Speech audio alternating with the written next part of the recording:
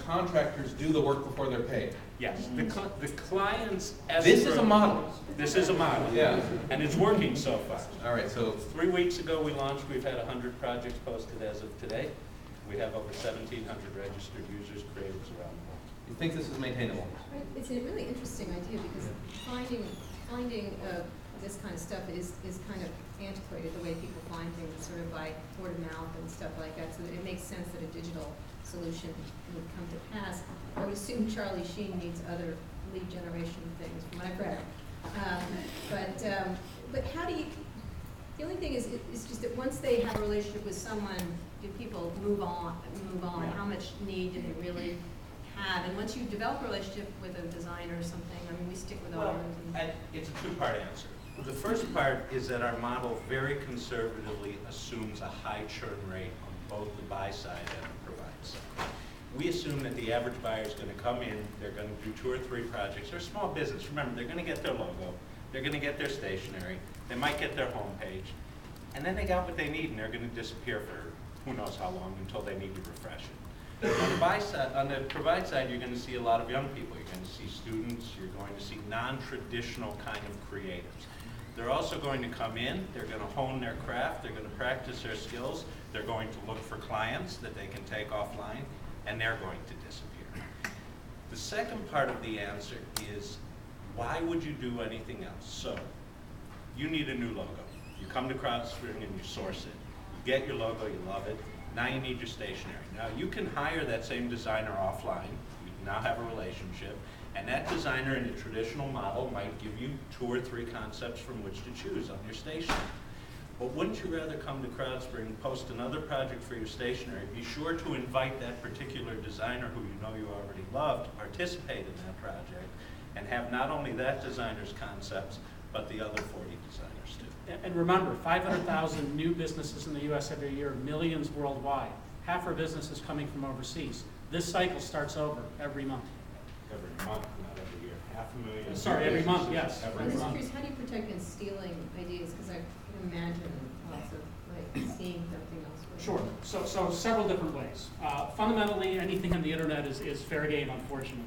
And part of what we do differently from the start is a combination of a very strict user agreement. We have legal contracts that we dynamically generate for the parties that are active on the site. So a buyer and a creative, once they finally meet, the buyer picks their logo or their website. We generate a dynamic legal contract that takes into account the location of the buyer, the location of the creative, and the terms of their agreement. Those agreements are very specific, and our user agreement is specific. The creative owns the intellectual property to everything they create until they get paid by the buyer, period. There are no exceptions to that. We monitor that. We offer easy tools for people to report violations. A few have. We act on that very quickly. We take that very seriously. We offer those tools on every single page that we have. And ultimately, the community polices it. The community does an excellent job. We've built a great community in a very short amount of time of helping us monitor.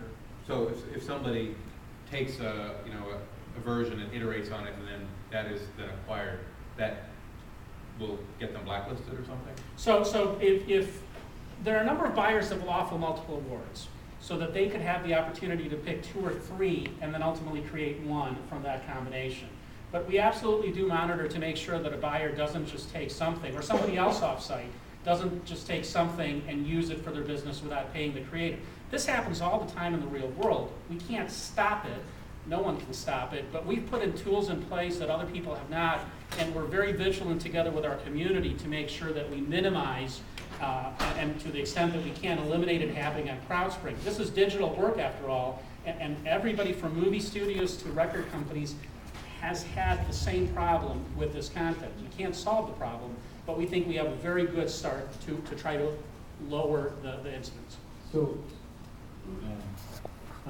you've talked a lot about why this is interesting for companies. I get it, right? Makes sense from a small company or rather go to Crowdspring.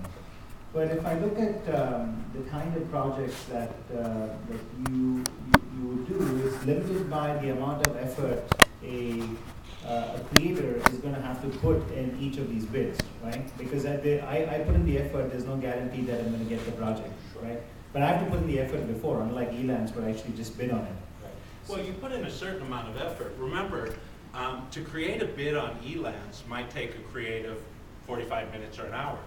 To create a concept for a simple logo might take a creative 45 minutes or an hour. And remember, they're artists, they're designers. No, I get it. They don't So want to my create point- bids, they want to create work. No, my point is you're limited by the amount of time it takes on a bid, which limits the amount of, monetization you can get out of it, right? You said there are 500,000 new businesses that do average of 2 projects. That's about 1 million projects, and if I were to guess your average, I know what your average project is, but let's say it's $300 and you get, 5 to 10%, the whole size of the market is about, 15 to 20 million. So our average project at the moment is close to $400. There are millions of businesses, and the size of the market is actually in the billions. It's in the hundreds of billions of dollars worldwide. Every single company here today is talking about branding. This is the first thing that a company thinks about when they start it. And one of the things we've tried to work in, and I think that's a very fair point, we've tried to work in a system that protects both sides. So we don't want creatives spending 20 hours on a project when they have a smaller chance of being the winner. So we've layered those projects in such a way that when a buyer, let's say, posts a logo design project, the creative does not give the buyer the finished logo design. They give them a concept sketch.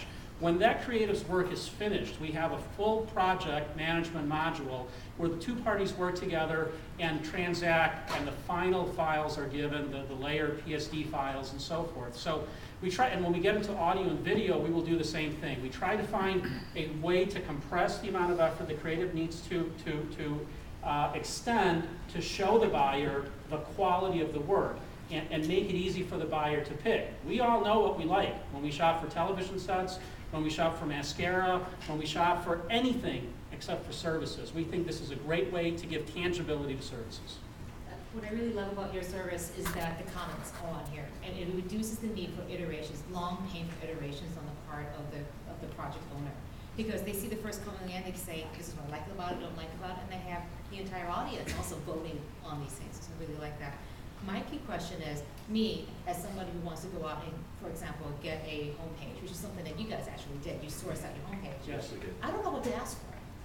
And so I know I need something, but I can't describe it, and more importantly, I don't know how to price it, because that marketplace isn't there. It's a great question, because one of our assumptions about our key audience on the buy side is that they're relatively unsophisticated, both in the world of technology and in the world of design. So buyer education is incumbent upon us to provide, and we're trying to provide rich materials for them. We have tools that we're going to roll out that will help them create their brief to give the kind of description that designers need to get going. And what's really important is that virtuous cycle that you touched on, that iterative process of comment and revision, more comment, more revision, new designers coming into the fold and reacting to what they're seeing and reading there, following the direction of the buyer. That's the crowd pressure that's applied. Thank you very much. Thank you.